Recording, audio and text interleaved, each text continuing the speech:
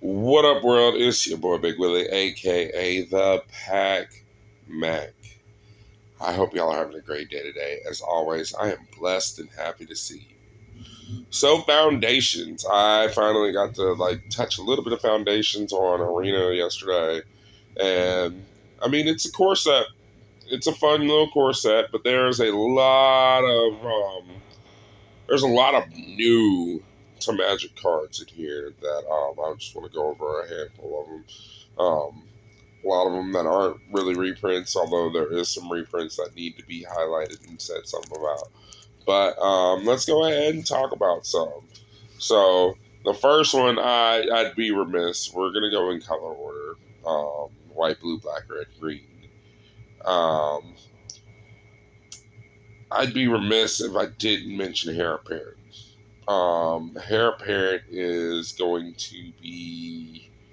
I think it's going to be a nightmare in standard. Um, I don't know if it's going to see any other traditional format play. Um, I've already seen a commander deck built off of it, and it's gross. Um, it breaks parity. It makes a lot of tokens. Um, right now, arguably some of the easiest to build and best decks to play right now in standard are like red white tokens, green white tokens, and still now with the doubling season reprint and with Mondrak still around and um, got White God from Ixalan still around. You can go wide really easily. Impact Trimmers just got reprinted. You got War Leaders Call. There's three different Impact Trimmers type things that you can play in standard right now, and it's ridiculous. And I do think Heir Apparent is going to be one of them. If you get them, keep them. If you get them, keep them, or I'm saying get ready to be able to sell them for over a buck a piece.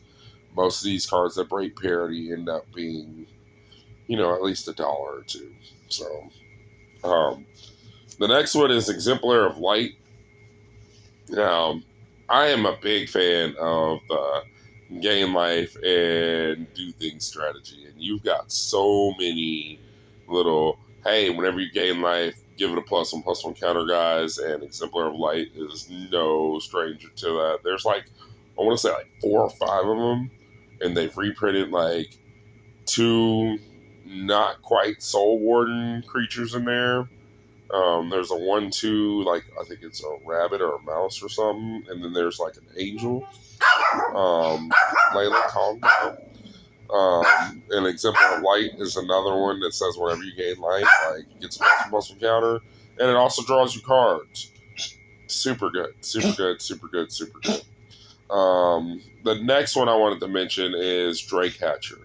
I really, really, really like Drake Hatcher, and it curves well into the new Kaito, and it makes Drakes, and it's not as much as people want to hate on Toran, which I agree, Toran is just everywhere. Um, making little 2/2 flyers is real. Going wide, I am a very big make tokens and go wide type guy. One of the cards that I do want to highlight that is different though, that I see some commander potential for it and some other stuff for it, is Extravagant Replication. That enchantment lets you copy an enchantment at the beginning of your upkeep every turn, and if you happen to get 2 of them out, ooh, you could go exponential, exponential, exponential. Just saying, I like going exponential whenever possible. Oh my goodness. Now the Abyssal Harvester and the new black guy, that guy can be a nightmare, so to speak. Oh man. Um, I like the design of it. It's a very new card, but it's also just it's different. It hits different, and it's really really cool. and it just looks amazing. I would be remiss if I did not mention Blasphemous Edict. Um, Forcing people to sack things is always a fun thing. Sacking 13 things is pretty cool. Although you might have a problem with that hair appearance if you don't stop it too early because it'll go out of control. You know, the rabbits they multiply. You know, but they'll have 13 little hair appearance to sack. You know, but Blasphemous Edict is I think it's going to be a staple. I think it's going to be in just about every Black deck in Commander. And it's going to be standard too. Like, I like that. I like that a lot. Bloodthirsty Conqueror. You know, like we got an Exquisite Blood reprint after just getting the Sanguine Bond type, like functional reprint. Well, like they're both functional reprints. They're not it's not Sanguine Bond Exquisite Blood, but you already know. Um, you already know they're like the same thing, but not the same thing.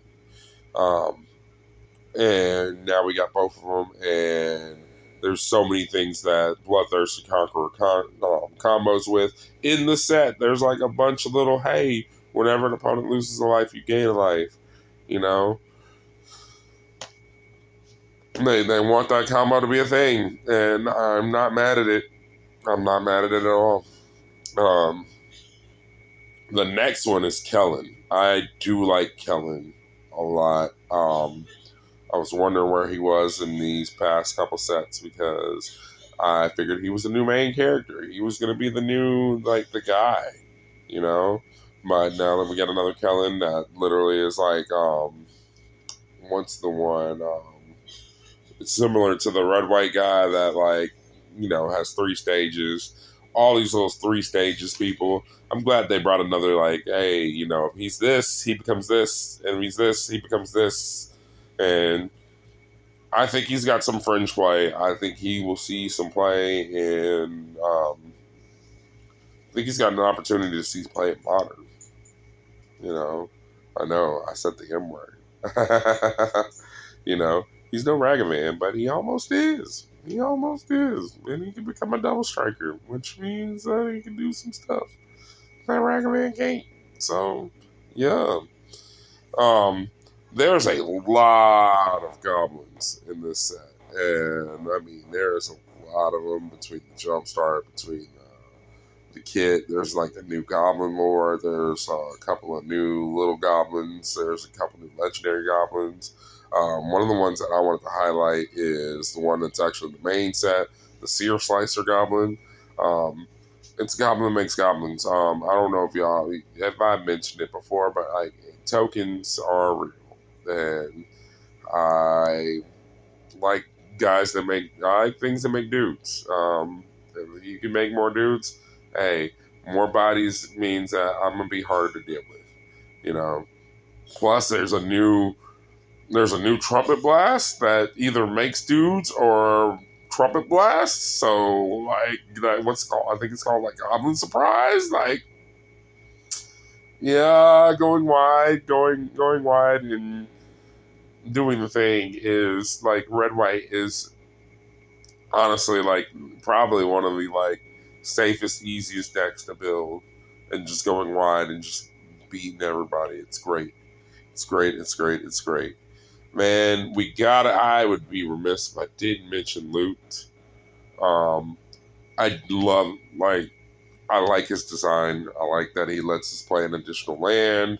Um, I do like that he has an extra ability that you can activate at any time that may be able to sneak some guys in. Like loot is pretty good, and I would need a copy for my Omo deck. Whenever I decide to share that deck with y'all, I will probably have loot in there beforehand, so y'all can see that good deck. That deck is amazing, by the way. Um, I also am a big fan of Quill Great Worm. The fact that you can cheat it into play by removing counters.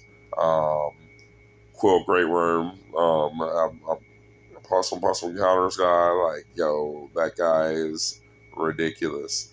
There's also that Hydra in here that's like really cool too. And man, this foundation set, like it's over 1,100 cards, and I was just like, wow, there are so many cards in this set. You know, between all the little things, like between Jumpstart, between the beginner box, between the starter collection. Like, I didn't know how many cards was in this set until I went and looked, and I went and scoured it and tried to find just some goodies of like the set. Um, and I'm like, man, there's so much in this set. One of the ones that I'd be remiss to not mention, because I mentioned Quill Great Worm, and like I said, I mentioned somebody that makes tokens, in almost every color except for black. Um, Sylvan Scavenging. Sylvan Scavenging, I really do like that. At the end of the turn, I get a 3/3, and if I have a creature power 4 greater, or it's going to pump up one of my guys. It's a really good tool for him. So another way to just make sure I'm putting +1/+1 counters on my guys. So I'm a really good fan of that. We got to mention Alicia, who laughs at fate.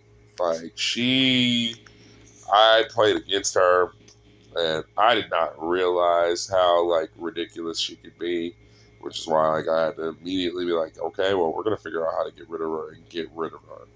Like, we will waste this um, inspiring call just so that way on my 1/3/3, just so that way I can go ahead and make sure I stop her, because you play her second main phase and you automatically get the deal, and it's just like, yo, like,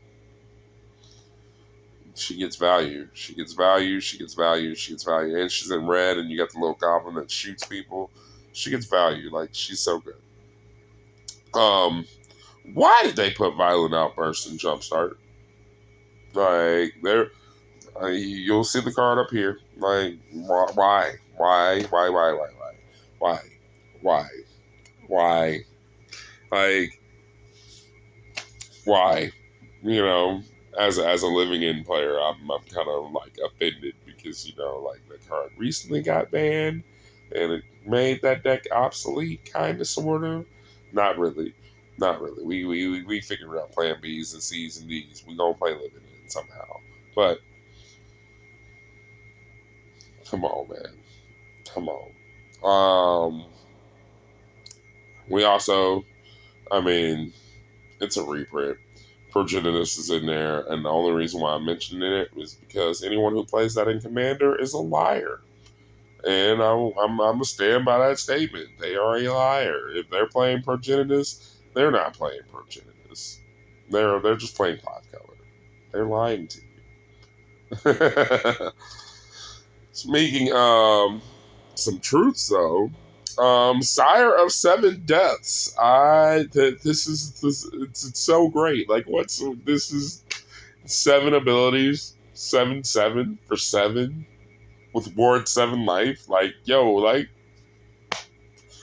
they put one Eldrazi in there, and that's all I wanted. That's all. That's it. Hey, rolling Eldrazi Titans, BB Eldrazi. Let's go. Oh my goodness.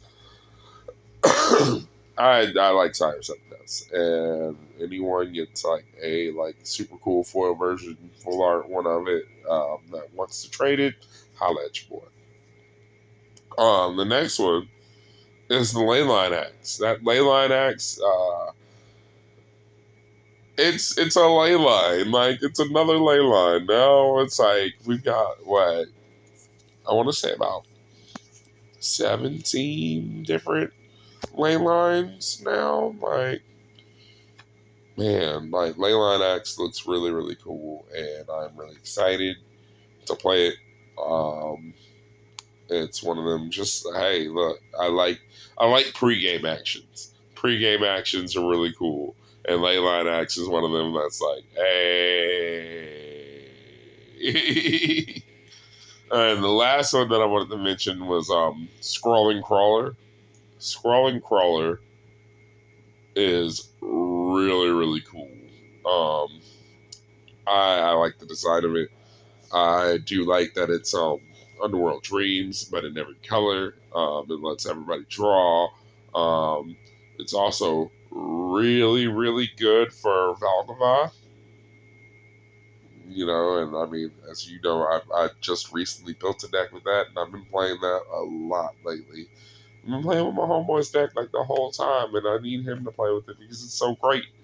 It is a good deck. But what cards do you think that was really good in Foundations? The one thing I'm kind of sad about, I just want to make one little gripe, one small gripe.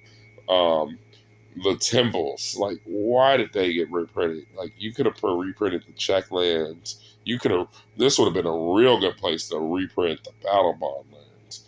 Um, but then again, y'all, I know y'all won't do that because it's for 1v1s.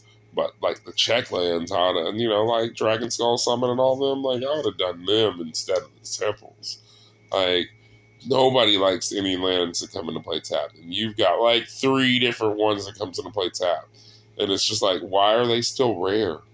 Like I feel bad for anyone who opens up a pack of Foundations and that's their rare. It's just like they should be uncommon now. Like they should be downshifted. You've got all these coming to play tap land that actually have basic land types. Like this would have been a cool time to either do a new land cycle or like put some other duels in there. Like I personally speaking, I would have done the checklands. I would have done the checklands, or even the Tango lands at least. Like something that comes into play on tap. Like why the temples? The temples have been so just outclassed um, so many times over. Like it's just it's sad. It's sad. Like I would have. That's the one. That's one of the biggest gripes on Foundations I have. Is that temples, like that's going to be a feel bad rare, and everyone who pulls one is going to feel bad about it.